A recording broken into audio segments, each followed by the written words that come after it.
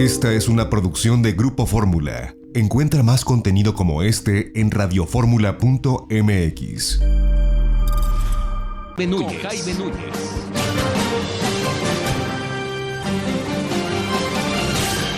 Con 8 minutos, tiempo del centro del país. Hay temas muy importantes, delicados, sensibles y que se tiene que hacer algo. Ayer amanecíamos leyendo los periódicos y yo me quedé con una cabeza que traía, o el encabezado que traía el periódico La Razón.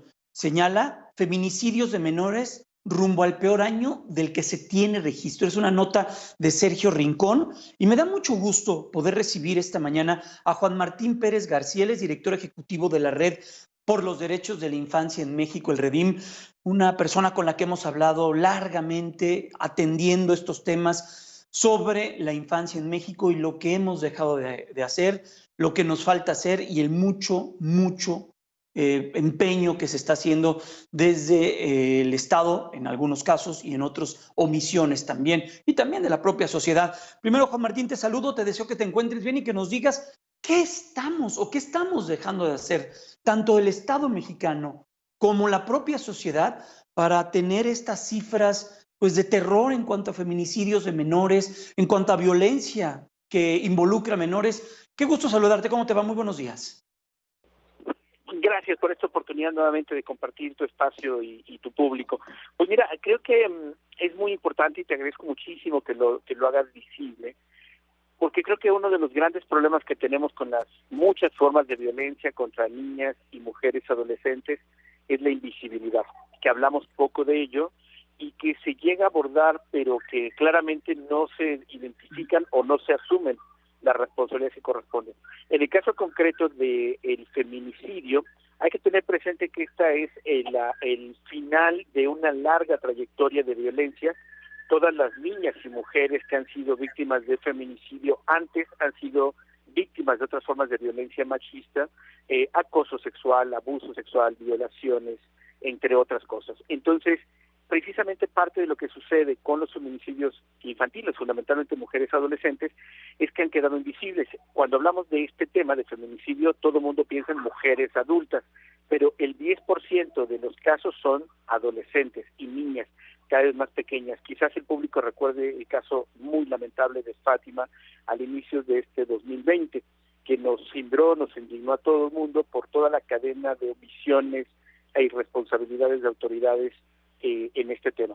Pero además en este año, donde tuvimos la pandemia, el confinamiento, el COVID, la incertidumbre, nuevamente los niños y niñas fueron invisibles.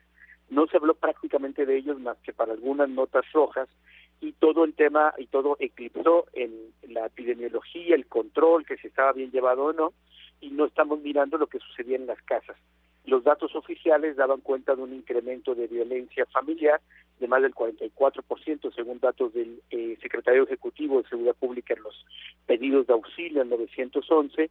También las redes de refugios para mujeres víctimas de violencia hablaron de un incremento más del 58% en servicios para las mujeres con sus hijos e hijas víctimas de violencia. Y bueno, teníamos ya también reportes de un incremento de castigo corporal. 10,000 niños, niñas y adolescentes llegaron a los hospitales en los primeros meses de pandemia, resultado precisamente de esta invisibilidad y de lo que estaba pasando en casa. Comparado a los años previos, el feminicidio de niñas y mujeres adolescentes ha crecido 16%.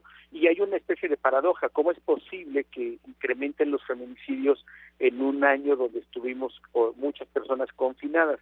Pues precisamente como detonante de la violencia familiar, o una expresión extrema de esta violencia familiar, y ratifica lo que ya está muy documentado, que el feminicidio ocurre a manos de una persona cercana, en este caso, con mucha frecuencia, padrastros, padres o las parejas jóvenes de estas chicas adolescentes.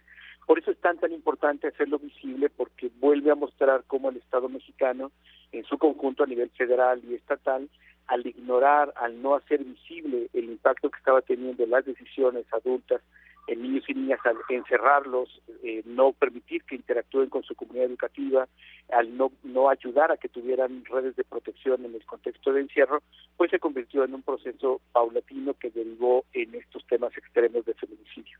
Juan Martín, ¿y qué ha pasado? Porque también no sé si sea una percepción que tenga o si ustedes los tienen en el registro desde la Red de los Derechos de la Infancia, la violencia ejercida desde los menores de edad.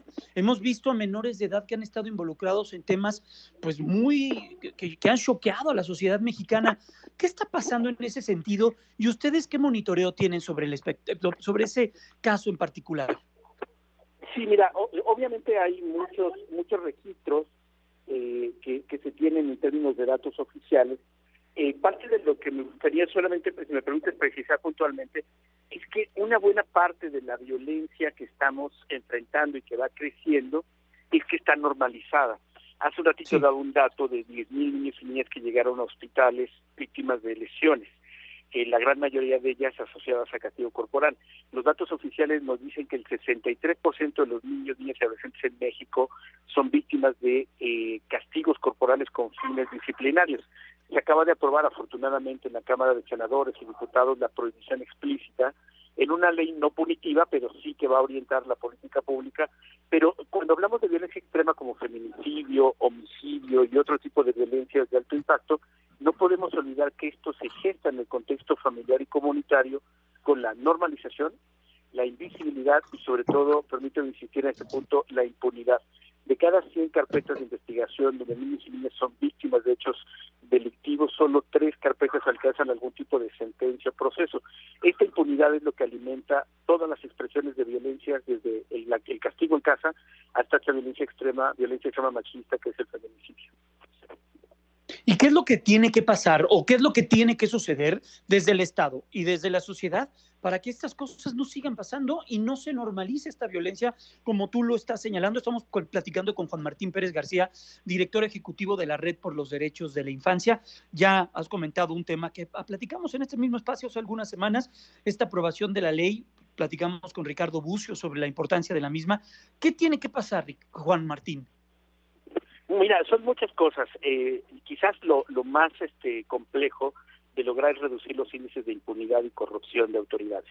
Esto, por supuesto, no será mágico, tardaremos años, aunque lamentablemente en estos 2 primeros años de esta administración federal con Andrés Manuel ha incrementado la corrupción y la impunidad y los homicidios, entonces esto no pinta bien. Pero hay otra cosa que sí se puede hacer y que afortunadamente el jueves pasado en la Comisión para Prevenir la Violencia contra Niños, Niñas y Adolescentes se presentaron avances y se crearon nuevas iniciativas a nivel federal en el ánimo de que también eso alcance los estados. Me refiero expresamente a una estrategia o los insumos o elementos básicos de una estrategia para prevenir la violencia armada en contra de niños, niñas y adolescentes. Esto incluye, por ejemplo, la creación de un observatorio sobre reclutamiento. También se presentaron los avances que tienen mujeres en el protocolo para atender a los hijos de mujeres víctimas de feminicidio, muy importante para que esta herencia emocional negativa no se perpetúe ni se repita.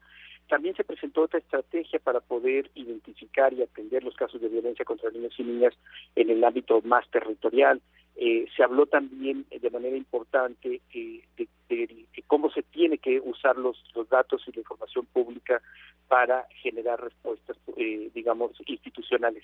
Y quizás quisiera con ese sentido destacar lo que me pareció a mí más importante de esta sesión, es que la propia ministra, la secretaria de Gobernación, Olga Sánchez Cordero, expresó con mucha insatisfacción personal a nombre del gobierno federal que estaban fallando, que no estaban haciendo lo correcto y que necesitaban tomar esto con un mayor nivel y perfil político, de tal suerte que ella asumió el compromiso ahí institucional y demás, que cada 2 meses ella va a revisar las distintas estrategias para ver los avances y sobre todo pues hacer la tarea política que le toca a la Secretaría de Gobernación, donde se atoran los problemas en los estados o a nivel del gobierno federal y que representan en ocasiones cuellos de botella para cosas tan simples como avanzar en investigaciones o incluso destrabar recursos.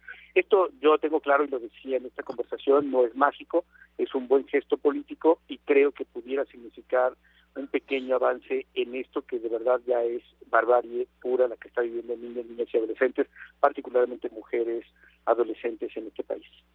Pues mucho por hacer, Juan Martín. Gracias, te abrazo, te deseo pues que tengas una buena temporada navideña. Sabemos todo lo que estamos viviendo con la pandemia, con todo lo que ha ocurrido, pero bueno, desde aquí los mejores deseos, Juan Martín, y que no cese el esfuerzo que haces. Sabemos el compromiso, sabemos lo mucho que estás involucrado en todos estos temas por los niños y nuestra infancia. Gracias, te agradezco y que tengas un extraordinario 2020. Mucha salud, cuídate mucho. Igualmente te agradezco profundamente y te mando un fuerte abrazo y gracias por tu compromiso con la agenda de niños, niñas y adolescentes, gracias a tu público y a tu valioso equipo. Muy fuerte abrazo, gracias. Gracias Juan Martín, cuídate mucho y bueno, pues vamos a estar muy al pendiente de este tema que sin duda es muy sensible y mucho tenemos que hacer. Cintia Dávalos, por ejemplo, los niños, niñas y adolescentes están también en grave riesgo con este tema de la pandemia, el actuar de la economía. ¿Qué es lo que representaría esto? ¿Qué es lo que señalan los expertos, Cintia? Así es, Jaime, pues debido a la pandemia por COVID-19 se dice que en México entre 21 y 30,000 niños y niñas podrían incorporarse al trabajo para poder solventar las necesidades básicas de su familia.